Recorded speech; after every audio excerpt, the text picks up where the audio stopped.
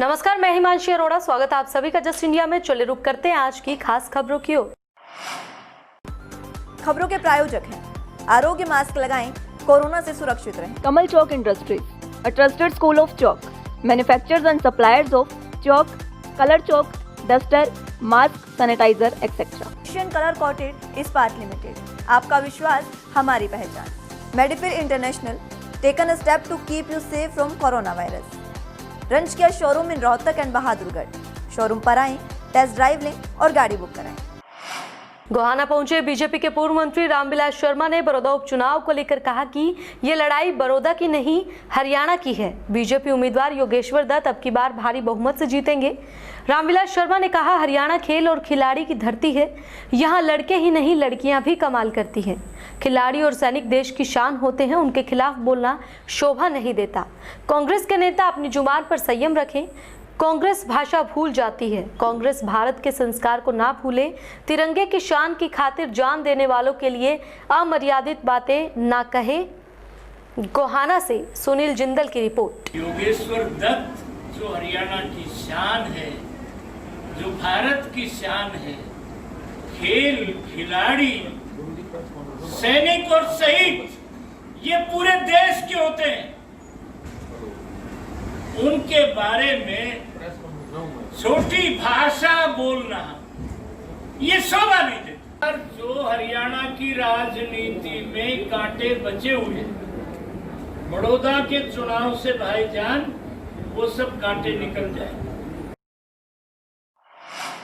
बड़ौदा उपचुनाव को लेकर सभी पार्टियों ने प्रचार तेज कर दिया है। वहीं आईएनएलडी के महासचिव अभय चौटाला ने आज बड़ौदा हलके में चुनावी प्रचार किया। अभय चौटाला ने इस दौरान बीजेपी और कांग्रेस पर जमकर निशाना साधा। अभय चौटाला ने पूर्व सीएम हुड्डा पर बीजेपी के साथ मिले होने का आरोप भी लगाया। चौटाला ने कहा कि हुड्डा की बीजेपी के साथ साठगांठ है। बड़ौदा उपचुनाव में सभी राजनीतिक दल चुनाव प्रचार में मशगूल हैं। नए नए पार्टी कार्यालयों का उद्घाटन हो रहा है और कार्यालय को झंडे और बैनर्स के साथ सजाया जा रहा है। इसी कड़ी में आज गोहाना में बड़ौदा विधानसभा में होने वाले उपचुनाव के लिए कांग्रेस प्रत्याशी इंदुराज नरवाल ने भी हवन यज्ञ के साथ अपने कार्यालय का उद्घाटन किया। उनके साथ इस उद्घाटन में गोहाना के विधायक जगबीर मलिक, सोनीपत के विधायक सुरेंद्र पवार और कई अन्य कांग्रेसी नेता मौजूद रहे। इस दौरान कांग्रेस उम्मीदवार इंदुराज नरवाल ने अपनी बड़ी जीत का दावा करते हुए कहा, उनका मुकाबला किसी के साथ नहीं है। सभी पार्टी के उम्मीदवारों की यहां से जमानत जब्त होगी। गोहाना से विधायक जगबीर मलिक ने कहा कि विधिवत रूप से कार्यालय की शुरुआत की। विभिन्न गांवों से बड़ी संख्या में वहां लोग पहुंचे। गोहाना से सुनील जिंदल की रिपोर्ट। बहुत बड़ी खुशी है और जो ये हवन हुआ, हल्का बड़ौदा के कांग्रेस कार्यालय का उद्घाटन हुआ है और विजय श्री की कामना की है और हम उम्मीद करते हैं हल्का बड़ौदा के लिए भगवान ने हमारी जो प्रार्थना वो स्वीकार की है। हम बड़ौदा के अंदर विकास के मुद्दे पे जाएंगे, भ्रष्टाचार के खिलाफ जाएंगे, बेरोजगारी के खिलाफ, किसान आंदोलन के खिलाफ, मजदूर के सब बेरोजगारी, उद्योग सब के इनके मुद्दे लेके जाएंगे। देखिए, आज विधिवत रूप से जो है कार्यालय का हवन कराकर जो शुरुआत की है और विभिन्न गांव के लोग जो है आए हुए भी, यज्ञ में भी सुचारू रूप से नेताओं के दौरे और वहां पर जो कार्यकर्ताओं की ड्यूटी सबकी लगा दी गई है और सारा काम सुचारू रूप से वो चालू हो जाएगा। और मैं ये समझता हूँ जिस ढंग से जन समर्थन मिल रहा है इंदुराज को, वो बहुत अच्छे मार्जिन से जीत कर जाएंगे हरियाणा विधानसभा में और एक नया रिकॉर्ड बनाएंगे।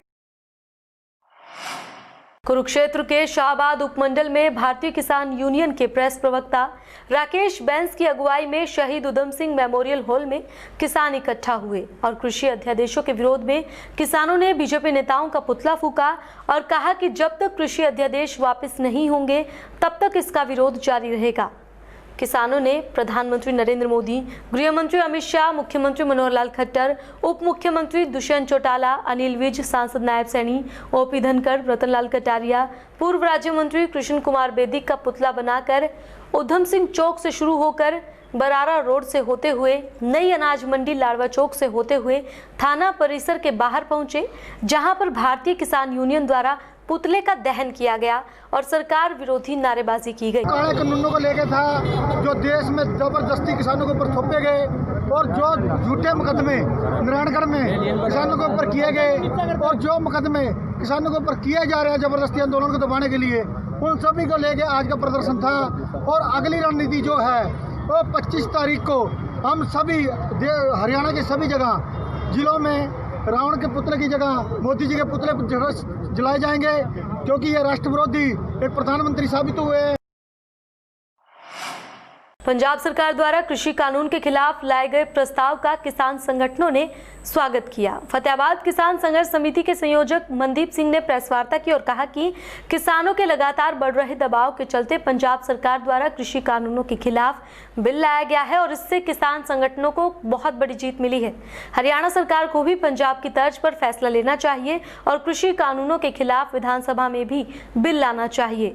मनदीप सिंह ने कहा कि जब तक जीत नहीं मिलती तब तक किसानों का आंदोलन जारी रहेगा। पंजाब के अंदर जो बिल पास हुआ है ये किसानों की एक बड़ी जीत हुई है।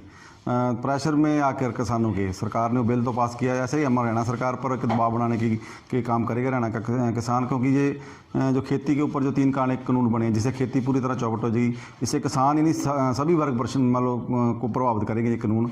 और हम हरियाणा सरकार से भी ये मांग करते हैं कि पंजाब सरकार की तर्ज पर यहाँ भी इन कानूनों के खिलाफ बिल लेके आए। धान की पेमेंट ना मिलने के चलते परेशान हो रहे किसान और आढ़तियों ने आज जगाधरी मार्केट कमेटी कार्यालय में धरना प्रदर्शन किया और जिला प्रशासन द्वारा दोपहर 3 बजे तक पेमेंट मिलने के आश्वासन पर आढ़तियों ने धरना प्रदर्शन खत्म किया। आढ़तियों ने बताया कि पिछले 20 दिनों से पेमेंट ना मिलने के चलते वो परेशान हो रही हैं। यहाँ तक कि किसानों ने भी अभी तक लेबर की पेमेंट नहीं की है। आरती मनीष कंबोज ने बताया कि हम बहुत लंबे समय से परेशान हो रहे हैं, कम से कम 15 दिन हो चुके हैं अधिकारियों के चक्कर लगा रहे हैं और रोज हमें आश्वासन दिया जाता है कि आज आपकी पेमेंट हो जाएगी। 15 दिन हो गया हम डी साहब के चक्कर काट रहे, एसडीएम साहब पे जा रहे, डीएम साहब पे जा रहे, डीएफएससी साहब पे जा रहे और हर बार हमें आश्वासन मिल रहा है पेमेंट का कि आज आपकी 7 बजे तक पेमेंट हो जाएगी, 5 बजे तक पेमेंट हो जाएगी और अब तक 1 रुपया पेमेंट नहीं आई। 100-125 करोड़ की पेमेंट जगाधरी मंडी की बन चुकी है। जो धान की पेमेंट को लेकर किसानों ने यहाँ धरना दिया, एसडीएम साहब को ज्ञापन दिया मुख्यमंत्री के नाम। आज तकरीबन 24 दिन हो चुके हैं धान की खरीद को शुरू हुए, लेकिन आज तक भी 1 भी रुपया किसान को धान की फसल का नहीं मिला। जो सरकार हामी भरती है कि हम 72 घंटे के अंदर किसान को उसकी फसल का भुगतान कर देंगे, आज तकरीबन 24 दिन बीत जाने के बावजूद भी किसान को उसकी धान की पेमेंट के लिए धरने प्रदर्शन कर रहे हैं, ज्ञापन देने पड़ रहे हैं इस सरकार की गलत नीतियों के कारण। आड़ती की पेमेंट के लिए बैठे थे, अभी तक इनका पेमेंट हुआ नहीं, तो अभी डीएफएससी साहब और डीएम एफएड इनके ऊपर बात हुई है। ये कह रहे हैं इनके पेमेंट अब रिलीज होगी या दोपहर बाद इनके खातों में आ जाएगी। ये 9.5 करोड़ रुपये, 9 करोड़ 62 लाख रुपये तो एफएड की डीएफएससी की आएगी और 5 करोड़ अपने इसकी एफएड। प्रदेश में व्यापारियों की सुरक्षा और शहर में बढ़ते अपराध की रोकथाम हेतु हरियाणा प्रदेश व्यापार मंडल ने पुलिस अधीक्षक को ज्ञापन सौंपा, जिसमें व्यापारियों और प्रशासन के बीच बेहतर समन्वय को लेकर एक कमेटी गठन करने का सुझाव दिया गया और इसके साथ ही तमाम सुझाव भी पत्र में लिखे गए। रोहतक के प्रेमनगर जनता कॉलोनी के लोगों ने इलाके में लगने वाले रिलायंस कंपनी के मोबाइल टावर को लेकर नगर निगम आयुक्त को पत्र लिखा और टावर के दुष्प्रभाव के चलते होने वाली समस्याओं से अवगत करवाया और कहा कि टावर घर के 100 मीटर के दायरे में लगने वाला है, जिसकी रेडिएशन बच्चों और बुजुर्गों के लिए हानिकारक है। लोगों ने जल्द से जल्द इस समस्या का निवारण करने का अनुरोध किया। यहाँ टावर से तो इसमें जो रेडिएशन निकलती है वो बहुत ही हार्मफुल है, जो बच्चे बूढ़ों सबके लिए बहुत हार्मफुल है ये, और इससे हमारे आने वाले टाइम में बहुत सी स्किन डिजीज, कैंसर जैसी बीमारियां होने का खतरा है। आजकल वैसे ही दिन पे दिन बीमारियां बढ़ती जाने लग रही है। हम नहीं चाहते कि इसकी वजह से हम आगे फ्यूचर में और ज़्यादा फेस करें, इसलिए हम चाहते हैं कि टावर यहाँ पे ना लगे। प्रदेश भर में शहीद पुलिस जवानों की याद में शहीदी दिवस मनाया जा रहा है। रोहतक में भी पुलिस शहीदी दिवस के अवसर पर और समाज सेवी नवीन जैन के जन्मदिन पर रक्तदान और स्वास्थ्य जांच करवाने के लिए बस स्टैंड पर कैंप आयोजित किया गया, जिसमें रक्तदाता को हेलमेट भेंट किए गए। नवीन जैन और जो हमारा पुलिस शहीदी दिवस के उपलक्ष्य में श्रीमती माँ दानो धर्मास ट्रस्ट संघ के द्वारा जो कैंप का आयोजन किया गया है, तो इसके उपलक्ष्य पे मैं ट्रस्ट को बहुत बधाई देता हूँ और इस नए काम के लिए मैं ये आशा भी करता हूँ कि ये ऐसे काम समय समय पर करते रहते हैं और आशा भी करता हूँ कि ऐसे काम ये करते भी रहेंगे। हरियाणा के हांसी में पुलिस ने गुप्त सूचना के आधार पर टीम नियुक्त कर शहर में सट्टा खेल रहे 2 युवकों को गिरफ्तार किया। पुलिस ने उक्त युवकों से मौके पर 2,01,000 रुपए सहित एक LED भी बरामद की। पुलिस ने मामले की आगामी जांच करते हुए काबू किए युवकों के खिलाफ गैम्बलिंग एक्ट के तहत मामला दर्ज कर आगे की जाँच शुरू कर दी है। तो उसी आधार पर हमारे पुलिस अधीक्षक महोदय की आदेश अनुसार टीम नियुक्त करके और मुखबिरी के आधार पर एक ऑफिस में रेड किया था। क्रिकेट सट्टा लगाते पाएंगे जिनसे 2,01,000 रुपये बरामद किए गए और अपना LED वगैरह जो सामान यूज होता है वो बरामद किया गया। खबरों के प्रायोजक थे Shri Shyam plywood and lamination, वेंसफिल uprights love, boiling water proof plywood, SCF 48 HUDA complex Rohtak. Kamal Chowk industries, a trusted school of chalk, manufacturers and suppliers of chalk, color chalk, slate pencil, duster, dustless chalk, housekeeping material, mask, sanitizer, hand wash. Office number 201, first floor, town centre mall, D park, model town, Rohtak. Corona महामारी से लड़ने के लिए आरोग्य mask लाया है आपके लिए सबसे आधुनिक मास्क। इसके साथ ही आपको मिलेगी आधुनिक PPE किट, वो भी बहुत ही सस्ते रेट पर। contact@arogyamask.com पर जाएं और हमसे संपर्क करें या फिर www.arogyamask.com से जुड़ें। इसके साथ ही आप हमें कॉल कर सकते हैं। हमारा पता है Anand international, plot number 181, Panipat, Haryana. Be Fast Fit, India's fastest growing fitness chain, now at Rohtak D Park.